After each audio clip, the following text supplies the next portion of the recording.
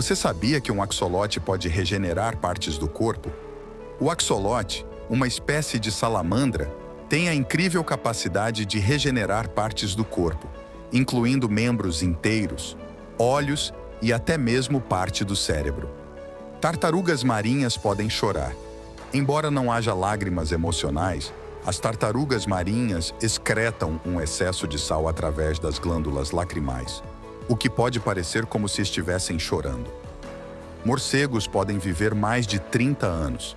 Alguns morcegos, como o morcego fantasma, têm uma vida excepcionalmente longa em comparação com outros mamíferos de tamanho semelhante. Alguns indivíduos podem viver mais de 30 anos.